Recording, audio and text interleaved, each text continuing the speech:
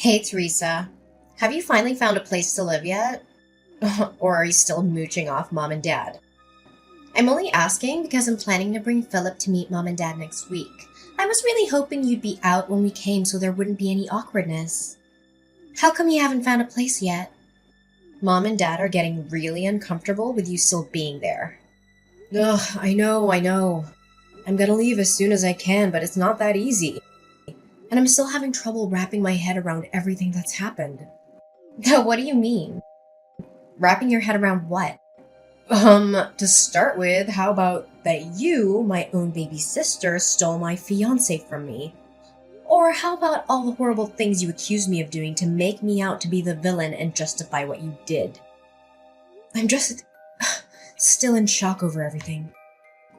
Oh, please, get over it already. You're getting treated like a villain because you are the villain here. Only someone who knows that they've done something wrong complains about being called out on it. That makes no sense at all, Abriel. What are you even talking about? I make perfect sense. I didn't force Philip to fall in love with me. It just happened. What was I supposed to do? You're so mean to him and nagging all the time about responsibility and other boring things. It's no wonder he didn't really want to marry you. Of course it's all your fault. You may have everyone else fooled, but of all people, you can't fool me. You threw yourself down the stairs and then told everyone that I pushed you even though I was nowhere near you at the time. All I did was tell the truth. I sprained my ankle really bad in that fall. It's pretty heartless of you not to care at all. Of course I care, but it was your own carelessness that made you fall. And then you took advantage of the fact that there was no one around to see to blame it on me. I don't understand how mom and dad can believe such an obvious lie. And somehow you were able to use it to paint me as this horrible person and steal Philip from me too. I did not. Philip was already mine by then.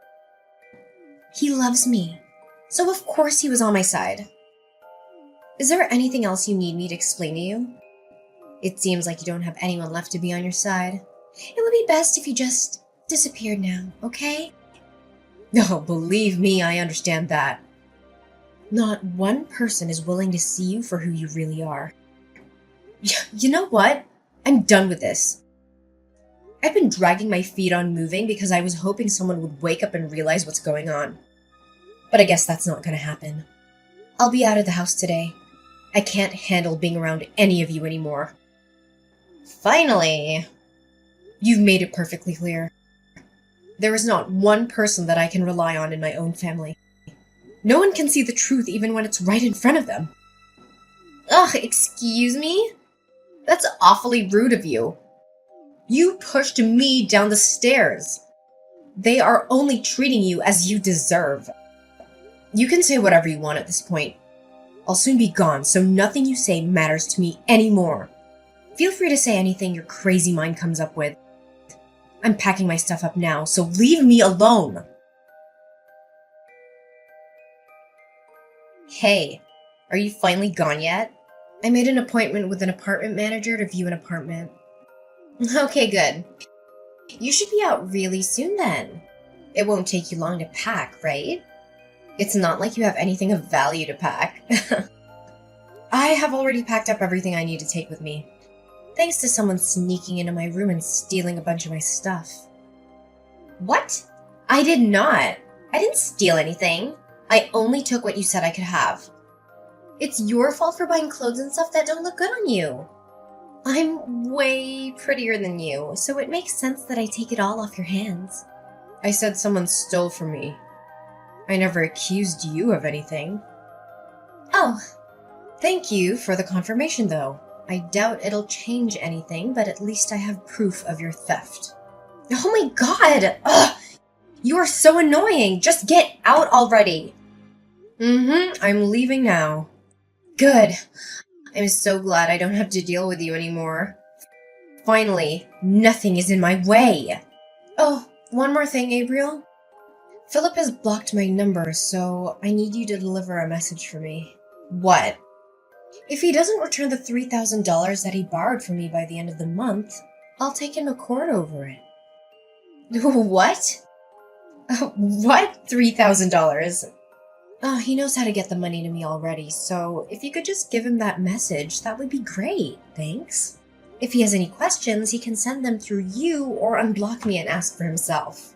That's ridiculous. Why would he borrow money from you?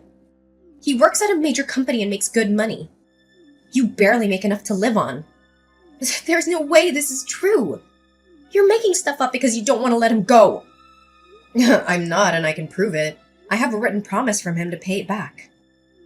Yeah, whatever. You don't have anything. Look, I honestly don't care whether you believe me or not. Just give him the message, okay? I'm sure he'll tell you why he borrowed money from me if you ask him. I'm not telling him anything. Just stop. This isn't a funny joke. It just makes you look desperate and pathetic. Whatever. It's up to you. I'm leaving now. I really hope I never have to return to this place again. Goodbye, Abriel. Theresa, guess what? I have some amazing news. Philip asked me to marry him. It's okay to reply. You don't have to ignore me. It was so romantic. He proposed while we were walking together on the beach. The sun was going down and, it was just so perfect. It was the sweetest thing ever. Oh, congratulations. Oh, we've already started talking about the wedding. We're planning on a budget of around $50,000? Maybe a bit more when all is said and done. Really? I wouldn't get your hopes up on that. That's a lot of money. Oh, please, you're just jealous. No, I just know that he doesn't have the kind of money and neither does our family. Oh, come on, don't be like that. Stop being such a downer. I know what your negative attitude is really about. Who cares that he has to borrow some money from you before? That's over now, and his financial situation is very different than it was then. Besides, he told me he paid you back a few days after I gave him your message. Oh, did he? Well, I appreciate that you passed along the message. He told me that he only had to borrow from you in the first place because a few unexpected expenses came up. It's pretty cruel of you to hold it over him like you did. It just reveals how self-righteous you really are when you do things like that. That's not what happened at all. Look, Abriel. All I want is a clean break between me and the two of you, and I almost had that.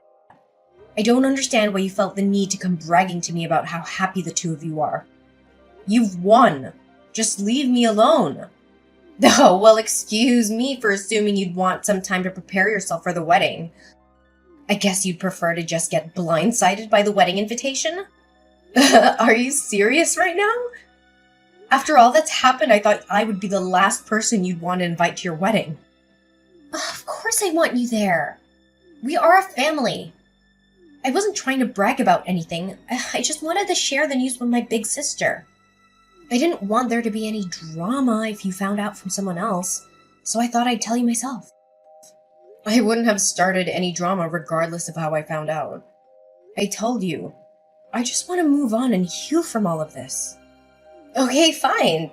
Be that way. Did you need anything else? Well, no, I guess not. I have to get back to work. Oh my god, really? It's Saturday. Why are you working? Are you so poor that you had to get a side gig or something? No wonder you demanded that Philip give you the money. I changed careers and entered the hospitality industry. Weekends are just another day for me now. Oh, I didn't know you changed careers. Thanks to you, I'm actually making pretty good money now. The pay here is higher than where I was working before, and I don't have to pay anything to our parents or help Philip out anymore. What do you mean, thanks to me? Isn't it obvious? If you hadn't betrayed me, I wouldn't be where I am now. I don't think there's anything else to do or say at this point. Bye. Theresa! Answer your phone! I need you! Jesus, what do you want? I can't really talk, I'm at work right now. Are you ready to congratulate me? To congratulate you? For what? Is your wedding coming soon? I already congratulated you for that. Yes, it's next Sunday. You did congratulate me when I told you that Philip proposed, but I wanted to talk to you about your wedding gift to us. We're sisters, so $50,000 would be the right amount to give us, I think. I'm sorry, what now? Are you seriously asking me to give you $50,000? Have you lost your mind? Well, you're my big sister. You should want to help me in any way you can. You can't put a price tag on how much sisters mean to each other. Wow, I don't even know where to begin with all of that. But I think I know what's going on here. You finally realized the financial situation that you're in, didn't you? You can't pay the costs for the big, expensive wedding you want, so you expect someone else to hand over the cash. No, it's not that. You're broke. Just admit it. That's not true. I have a little money. No, you refuse to work anything other than a part-time job, so you don't make very much. And what you do make, you like to spend on useless stuff and going out rather than even trying to save. On top of that, Mom and Dad are probably still giving you spending money whenever you ask, even though they really aren't in a position to do that. So you haven't had any reason to ever try and save any money whatsoever, have you? And sure, Philip works for a big company, so you probably thought you could rely on him for some money. But he's only on a temporary contract. That won't last forever. Ugh, how do you know that? Because I was engaged to him first. There's nothing about him that I don't already know. I'm gonna go out on a limb and say that you just found out that temporary employees make a lot less than full employees. That's why you're suddenly scrambling for money days before your wedding. The reason he had to borrow money from me was that he got laid off from a temporary job when the company downsized. He needed help just making ends meet until he got his next temp job assignment. I didn't expect him to be able to pay me back all at once like he did after I told you about the debt. I wonder where he borrowed the money from to make that happen. He said he had the money and he'd just forgotten to pay you back until I said something. Sure he did. Anyways, back to all this about giving you money to pay for your wedding. You went into this assuming that he was going to pay for everything.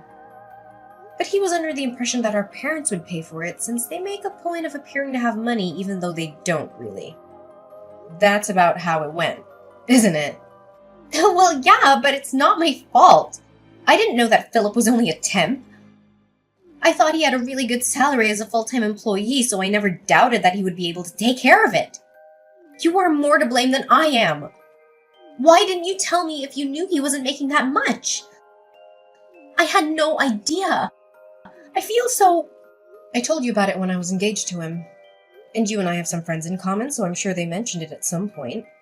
No one tried to hide it from you. You just didn't want to hear about it because it was inconvenient. I know I mentioned it to Mom and Dad, and I'm pretty sure you were there too.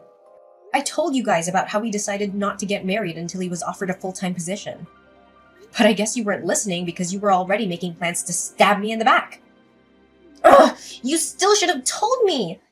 It doesn't matter that he chose me over you.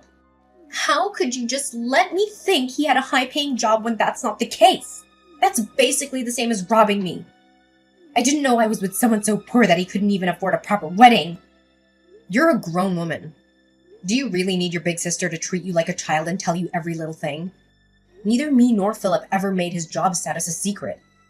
If you really didn't know, it's because you weren't paying attention. You're really going to try and blame me. Why are you being so mean? If the two of you didn't have a conversation about this before now, that's a problem for the two of you. Not me, not Mom and Dad, no one. Just you. And you're the one that stole him from me in the first place. Anything having to do with Philip became your problem when you did that. At that point, his problems were no longer any of my responsibility.